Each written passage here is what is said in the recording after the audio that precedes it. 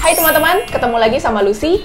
Hari ini, di video ini kita akan bahas mengenai bagaimana perjalanan menuju kebebasan finansial atau financial freedom yang banyak generasi milenial sudah familiar mendengarnya. Kita bisa gambarkan sekarang bagaimana caranya kita bergerak dari kondisi keuangan saat ini menuju ke kebebasan finansial. Sebelumnya, apa itu kebebasan finansial? Kebebasan finansial adalah kondisi saat dimana kita punya penghasilan pasif atau passive income sudah melebihi expenses atau pengeluaran-pengeluaran kita. Artinya begini, misalkan kita punya pengeluaran bulanan itu rata-rata 7 juta sebulan. Maka ketika kita dalam keadaan tidur, tidak mengerjakan sesuatu, tapi kita dapat bunga bank dari deposito, atau kita punya properti yang disewa-sewakan, dikontrakan, dan menghasilkan uang, passive income ke kita 1 bulan 10 juta aja, maka kondisi itu sudah merupakan kebebasan finansial. Karena spendingnya hanya 7 juta, passive income-nya sudah 10 juta, sudah melebihi dari expenses-nya. Tetapi kondisinya, misalnya seseorang punya pengeluaran bulanan itu sebulannya sekitar 20 juta. Meskipun dia punya passive income lebih besar, passive income-nya 15 juta, dia belum mencapai kebebasan finansial. Karena dalam kondisi dia nggak ngapa-ngapain, passive income-nya itu belum mencukupi untuk pengeluaran-pengeluaran dia. Jadi yang namanya kebebasan finansial adalah ketika passive income sudah melebihi dari pengeluaran-pengeluaran kita. Sekarang bagaimana jalannya? Ini bisa diibaratkan kayak kita mau nyetir mobil dari Jakarta ke Surabaya. Kalau kita nggak punya peta, nggak punya GPS, kita nggak tahu jalannya lewat mana, maka bisa jadi kita tidak jalan seperti ini, tapi bisa jadi kita jalannya itu belok, belok, belok, dan bisa jadi tambah jauh. Jadi, yang harus pertama dilakukan adalah bikin dulu financial map-nya atau peta keuangannya.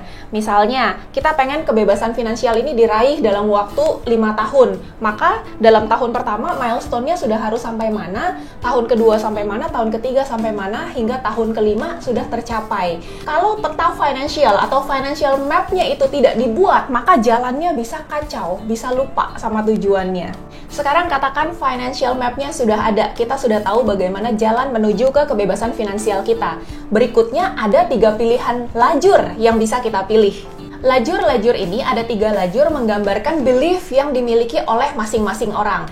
Video ini bisa juga kita gunakan sebagai evaluasi, kita termasuk yang mana sekarang. Dan kalau kita di lajur yang kurang tepat, kita ingin pindah lajur, bagaimana caranya?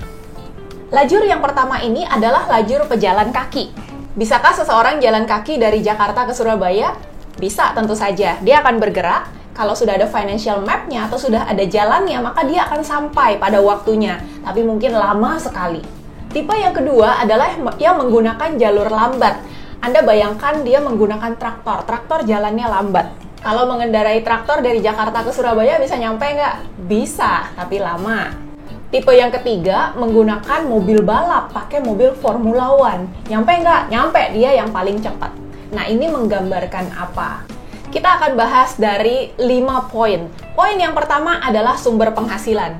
Si pejalan kaki yang lambat ini, dia ini tipikalnya yang apa aja lah dikerjain, yang penting jadi duit dan yang penting halal. Jadi misalnya dia ditawarin temennya, udah deh lo kerja jagain toko gua aja di pasar. Dia mau. Atau temennya jual makanan, dia tawar-tawarin ke grup-grupnya, terus dia dapat komisi, dia mau. Jadi tipikalnya ini apa aja dia mau kerjain, dia nggak ngelihat uangnya mau seberapa gede, yang penting dapat duit, halal, udah, yang penting dijalanin aja. Tipe yang kedua, si jalur lambat, ini dia milih-milih. Jadi dia kalau mau kerja itu harus dikerja di perusahaan yang bagus dong. Kayak misalnya, gue kan lulusan S1, gue harus kerja di perusahaan asing dong, supaya gajinya lumayan, supaya ada karirnya. Nah, ini tipikal yang jalur lambat. Apakah dia akan mencapai kebebasan finansial? Bisa jadi, suatu saat nanti. Mungkin ketika dia umurnya 60, 65. Sedangkan si jalur cepat, si mobil Formula One ini, dia tipikalnya nggak mau sembarangan pilih kerjaan. Atau nggak mau sembarangan pilih sumber income. Sumber penghasilan dia maunya itu dari bisnis yang ada sistemnya atau dari investasinya. Poin yang kedua yang akan kita bahas adalah cara memandang uang. Si pejalan kaki memandang uang ini sebagai sesuatu yang harus dinikmati. Hidup hanya satu kali katanya. YOLO, you only live once. Sedangkan si tipe jalur lambat ini tipikal yang dia menghargai uangnya, dia tabung, dia simpen-simpen, karena dia berharap suatu saat nanti dia akan mencapai kebebasan finansial juga. Nah, sedangkan si jalur cepat ini beda. Dia nggak memandang uang sebagai sesuatu yang gimana banget gitu ya. Uang itu cuma sebagai value yang merupakan ukuran dia punya value yang bisa dia berikan berapa. Udah segitu aja. Tapi dia itu hidup di bawah kemampuannya. Bukan berarti hemat-hemat banget. Dia hidup di bawah kemampuannya dengan harapan dia bisa menaikkan kemampuannya itu. Jadi beda cara pandangnya terhadap uang. Poin ketiga adalah cara memandang waktu. Si pejalan kaki, dia memandang waktu ini, waktunya banyak. Dia ini termasuk moseco nih, kurang kerjaan ya. Banyak waktu nganggur.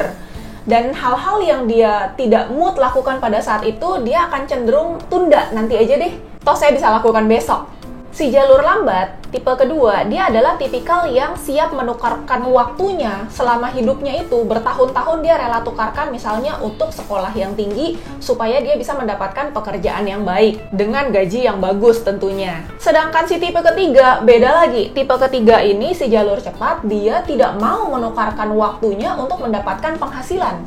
Jadi dia menganggap waktu itu adalah aset dia yang paling berharga. Income dia bukan didapatkan dengan menukarkan waktunya. Poin keempat, kita bicara mengenai goal atau tujuan. Ketika ditanya mengenai goal hidupnya, si pejalan kaki ini tipikal pertama, dia biasanya akan bingung gitu ya. Apa tujuan hidup lo? Apa goal lo? Apa goal jangka pendek, jangka menengah, jangka panjang, Deng? Hah? Goal? Ya, jalanin aja. Si jalur lambat, dia punya goal, dia akan pensiun di umur 55 atau umur 60 dengan kondisi finansial yang aman, punya tabungan. Tipikal ketiga, dia kepengen dapat passive income seumur hidup dari bisnisnya atau dari investasi yang dia lakukan. Poin kelima adalah cara memandang kehidupan dia atau life-nya. Si pejalan kaki ini tipikal yang nikmati hidup, jangan ada penyesalan. Jadi enjoy banget ini hidupnya. Tipe jalur lambat, dia tipikal yang udah lupain deh dream-dream lo yang kegedean. Yang penting lo bisa pensiun aman nanti. Nggak usah mikir aneh-aneh, nggak usah ngimpi kegede-gedean. Sedangkan si jalur cepat, dia tipikal yang kejar impian. Meskipun impian itu sesuatu yang dianggap orang gila. Impian itu terlalu besar untuk dicapai. Tapi dia fokus kejar goalnya yang besar itu atau impiannya yang besar itu. Dari 5 poin tadi yang sudah kita bahas, kita tahu bahwa mereka punya belief yang berbeda-beda. Nah, belief system itu yang ada di pikiran mereka, itu akan berpengaruh ke action mereka, dan action mereka akan berpengaruh ke habit mereka akan berpengaruh ke result atau hasil akhirnya. Apa hasil akhirnya? Si tipikal pejalan kaki biasanya hasil akhirnya adalah poor, susah, nggak punya duit. Si jalur lambat hasil akhirnya biasa-biasa aja. Sedangkan si jalur cepat biasanya hasil akhirnya dia sangat sukses atau tajir. Gak gitu juga kali Lus, ada kok temen gue yang gayanya kayak nomor 1 tapi tajir aja tuh bisa, memang ada pengecualian. Si tipikal jalur 1, dia kalau menang lotre bisa kok tajir juga. Si tipikal nomor 2, kalau dia kerjanya memang benar-benar di tempat yang tepat dan dia memang perform, dia jadi CEO, dia juga bisa mencapai kebebasan finansialnya dengan relatif cepat. Tapi hari gini, pernah nggak sih kita ketemu orang umur 20-an udah jadi CEO? Dan berapa banyak orang yang kerja berpuluh-puluh tahun belum jadi CEO?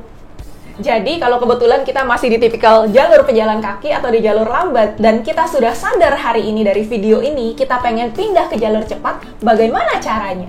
Pola pikir cara nyari duitnya si jalur lambat ini yang harus berubah dulu.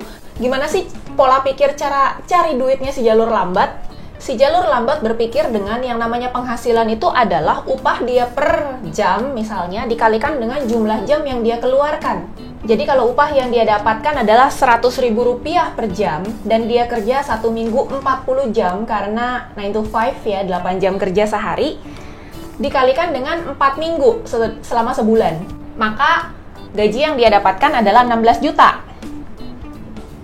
Gimana caranya untuk mendapatkan penghasilan yang lebih besar di otaknya si jalur lambat? Dia akan berupaya menaikkan jumlah jam kerjanya mungkin dengan lembur atau dengan mencari pekerjaan lain yang pay-nya per jamnya lebih tinggi. Tapi bisa seberapa tinggi? Dan ini ada batasannya. Satu orang tuh mampunya kerja berapa jam sih selama seminggu? Sedangkan tipe jalur cepat, dia sudah tidak membayangkan upah lagi per jamnya, tidak menukarkan jamnya lagi dalam hidupnya untuk mendapatkan penghasilan, tapi dia sudah bicara profit atau dia sudah bicara bisnis. Bicara profit, hitungannya gimana? Bicara profit, hitungannya adalah berapa unit jumlah yang terjual dikalikan dengan profit per unit. Kalau seandainya dia tipikal soliter, jualan rumah atau jualan properti, dia bisa untung gede. Misalnya dia jual 10 unit, dia untung 100 juta. Bisa kaya nggak dia? Bisa, dia bisa dapat 1M. Atau kalau dia lebih pintar lagi, dia punya tim. Jadi yang dibesarin bukan profit per unitnya, tapi jumlah unit yang terjualnya. Misalkan produk yang dijual lebih murah, katakanlah produk-produk kesehatan lah atau kecantikan atau anti-aging, profitnya cuma 100.000 per unit, tapi dari 10.000 unit yang terjual, maka dia dapat 1M juga. Mau lebih besar lagi hasilnya, tambahin berapa unit yang dijual, atau jaringannya diperbanyak, resellernya, dropshippernya diperbanyak. So, dari perbandingan ini, teman-teman harusnya udah bisa bandingin ya, ini bisa kaya nggak? Susah, ini mah nggak bisa kaya karena waktunya terbatas. Kapasitasnya terbatas, kecuali CEO, itu pengecualian satu-satunya. CEO lumayan bisa gede hasilnya. Jadi kalau Anda mau pindah lajur dari jalur lambat ke jalur cepat, maka lupakan hitung-hitungan ini dan fokuslah ke hitung-hitungan yang sebelah kanan. Maka Anda pasti bisa mencapai tujuan finansial Anda dengan jauh lebih cepat.